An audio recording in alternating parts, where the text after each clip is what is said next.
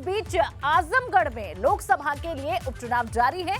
भाजपा के प्रत्याशी दिनेश लाल यादव मुद्दे और विकास के नाम पर अपने पक्ष में वोट का दावा कर रहे हैं।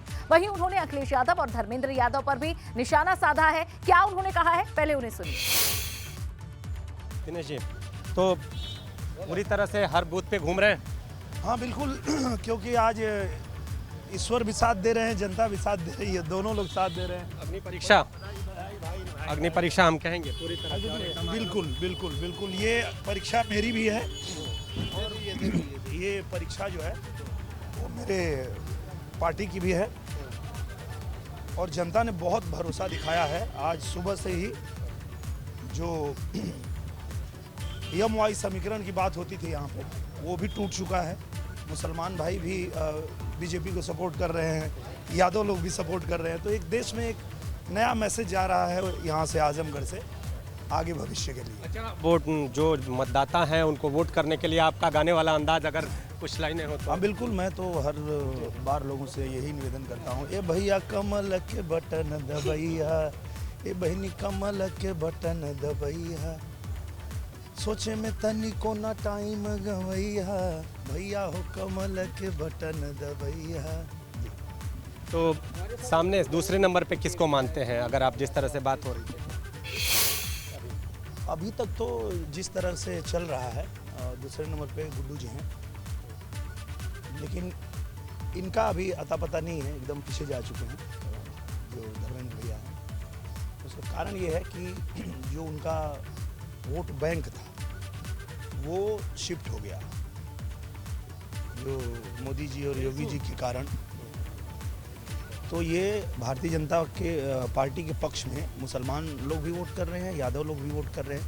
तो ये एक तो सुना आपने, निरहुआ अभी भी आश्वस्त हैं और पूरी उम्मीद उन्हें है कि जनता उन्हीं पर विश्वास जताएगी, भाजपा को ही एक बार फिर से यहां जीत दिलाएगी। लेकिन क्या इस वक्त वोटर्स के मन में है, ये तो वोटिंग सेंटर का जब रुख करेंगे तभी पता चलेगा। और वहां पर मौजूद है हमारे संवाददाता नीतीश का रुख कर लेते हैं। नीतीश, क्या स्थिति है, तस्वीरें क्या है, वो तो आपने दिखाई, लेकिन जिस तरह से रामपुर से खबरें आ रही है कि वहां पर वोटर्स को पहुंचने से रोका जा रहा है पोलिंग सेंटर्स पर, क्या कुछ ऐसी ही खबर या फिर कुछ ऐसे ही आरोप आजमगढ़ में भी देखने को मिल रहे हैं? अनु, यहाँ पर सब कुछ शांतिपूर्ण है, प्रशासन की व्यवस्था पूरी तरह से चुस्त दुरुस्त है और इस प्रशासन की व्यवस्था के बीच जो वोटर हैं संतुष्ट नजर आ रहे हैं। वोटिंग परसेंटेज की बात मैंने की थी कि अभी कुछ देर भी मैं ही बता दूंगा, तो वोटिंग परसेंटेज आ चुका है। 3 बजे का वोटिंग परसेंटेज है 37.82। जैसा कि मैं जिक्र कर रहा था कि जो 1 बजे से 3 बजे के बीच का समय होता है, विशेष तब तक तस्वीरें भी दिखाते रहिए, तो उस दौरान लोग घरों से निकलते नहीं हैं, उस दौरान लोग घरों में आराम करते हैं। और ये आम दिनों में भी जब वोटिंग होती है, उपचुनाव के अलावा भी कोई भी वोटिंग होती है, तो कहा जाता है कि 1 बजे से 3 बजे के बीच में वोटिंग परसेंटेज खास नहीं आता, लेकिन 3 बजे से 5 बजे के बीच का जो परसेंटेज होता है वो ज़्यादा जाता है। तो 37.82% वोटिंग हो चुकी है, ये वोटिंग परसेंटेज है और ये 3 बजे का परसेंटेज है।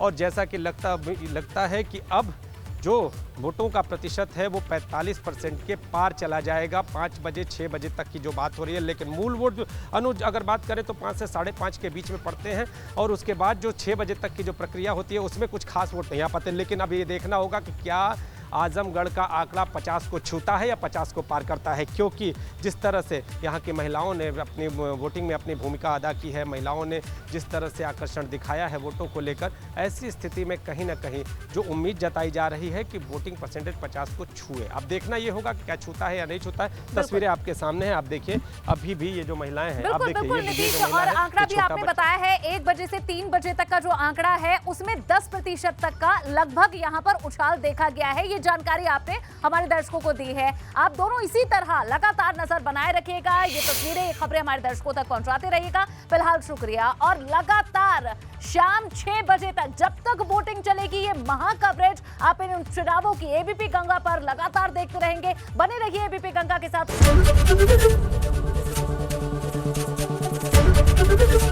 एबीपी गंगा, खबर आपकी, जुबान आपकी।